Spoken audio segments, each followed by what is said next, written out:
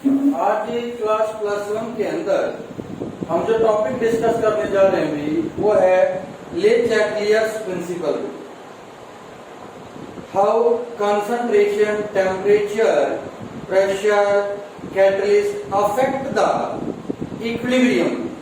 किस प्रकार से ये चीजें इक्विलिब्रियम को अफेक्ट करती हैं, उसके लिए ये प्रिंसिपल काम आता है हमारा ले चैटलियर्स प्रिंसिपल। ले चैटलियर्स प्रिंसिपल क्या कहता है? It state that when A reaction, if we change any condition of equilibrium, that is concentration, temperature, pressure, then equilibrium is shifted into that direction which undo the change। मतलब equilibrium उस direction के अंदर change होगा, shift होगा, जिस direction में उस change को कैंसल किया जा सके। This principle is known as Le Chatelier's principle. एक बार फिर समझें हम इसको। It state that equilibrium is shift into the direction which undo the change. मतलब जब भी हम इक्विलिब्रियम के अंदर किसी भी कंडीशन को चेंज करेंगे, अब वन बाय वन हम इनको समझते हैं। Effect of concentration of reactant and product. हमारे पास एक रिएक्शन है जिसमें reactant A is converted into reactant B. Reactant A जो है वो रिएक्टेंट बी के अंदर कन्वर्ट होता है and this process is in equilibrium. ये प्रोसेस आपका इक्विलिब्रियम के अंदर है। अगर हम एक ही कंसंट्रेशन को बढ़ाएंगे, then equilibrium is shift into the forward direction. मतलब ज्यादा से ज्यादा रिएक्टेंट प्रोडक्ट में चेंज होंगे। अगर हम प्रोडक्ट की कंसंट्रेशन को इंक्रीज करते हैं, then equilibrium is shift into backward direction. क्यों? क्योंकि के क्या होता है आपका concentration of product divided by concentration of reactant, each raised to the power their stoichiometric coefficient। यहाँ पर stoichiometric coefficient 1 है, इसलिए मैंने पावर 1 ले ली। यहाँ पर आप देखें, अगर हम एक ही कंसंट्रेशन को बढ़ाते हैं तो यहाँ पर K की वैल्यू डिक्रीज हो जाएगी। इसको इंक्रीज होने के लिए यानी इक्विलिब्रियम के ऊपर आने के लिए ए बी की कंसंट्रेशन को इंक्रीज करना है। कब होगी? जब ए बी के अंदर कन्वर्ट हो, यानी equilibrium is shift into the forward direction. दूसरा भी इफेक्ट ऑफ टेम्परेचर। हमारे पास एक प्रोसेस है अभी जिसके अंदर ए इज कन्वर्टेड इनटू बी। अगर ये एक्सोथर्मिक है, एक्सोथर्मिक, तो हम हीट को ऐड करते हैं प्रोडक्ट की साइड में। अगर ये एंडोथर्मिक है तो हीट को ऐड करते हैं रिएक्टेंट की साइड में।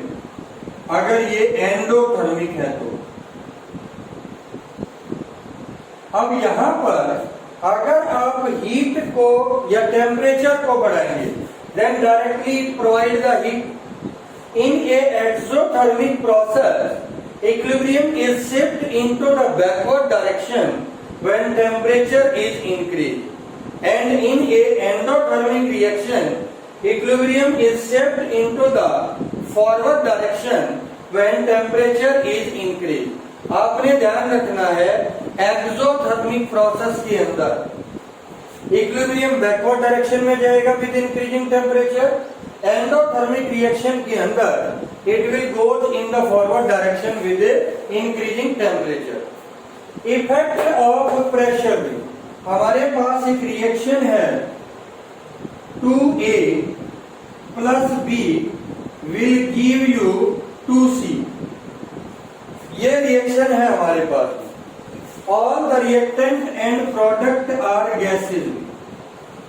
सभी रिएक्टेंट और प्रोडक्ट जो है वो गैस होते हैं। आपने एवोगैड्रोस लॉ के अंदर पढ़ा था, equal volume of all the gases contain equal number of moles. मतलब अगर नंबर ऑफ मोल्स ज्यादा है तो वॉल्यूम ज्यादा होगा। रिएक्टेंट की साइड में गैस के 3 मोल है, प्रोडक्ट की साइड में 2 मोल है। So this reaction is completed by decrease in volume. When you will increase the pressure, then a reaction is or equilibrium is shift into that direction where volume is less. हमेशा increasing pressure के साथ equilibrium उस side से shift होगा जहां पर volume कम है। इस रिएक्शन में वॉल्यूम प्रोडक्ट की साइड कम है। Equilibrium is shift into the forward direction when pressure is increased. Fourth है हमारे पास इफेक्ट ऑफ कैटलिस्ट भी।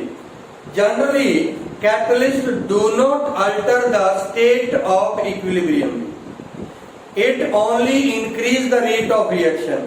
ये इक्विलिब्रियम को शिफ्ट नहीं करता है, ना उसको चेंज करता है, केवल it decrease the time to attain the equilibrium. कितने टाइम में इक्विलिब्रियम आना है उस टाइम को ये इंक्रीज करेगा। पांचवा फैक्टर है भाई effect of adding inert gas भी। अगर हम इनर्ट गैस को ऐड करते हैं तो क्या होता है? When we add the inert gas, then it increase the volume. ये जो है वॉल्यूम को इंक्रीज करेगी and equilibrium is shift into that direction where volume is less. जहां पर वॉल्यूम कम होगा उस साइड में इक्विलिब्रियम शिफ्ट होगा। यहाँ पर आप देखेंगे हमने बताया था गैसियस से रिएक्टेंट और प्रोडक्ट हो तो वॉल्यूम किस साइड कम होगा, जिस साइड गैस के नंबर ऑफ मोल्स कम होंगे। तो आप इस तरह से इन 5 फैक्टर के इफेक्ट बता सकते हैं ऑन द बेसिस ऑफ ले चैटलियर्स प्रिंसिपल भी। कल हम बात करेंगे एप्लीकेशन ऑफ ले चैटलियर्स प्रिंसिपल, इसके बारे में जो है वो हम बातें करेंगे। ठीक है।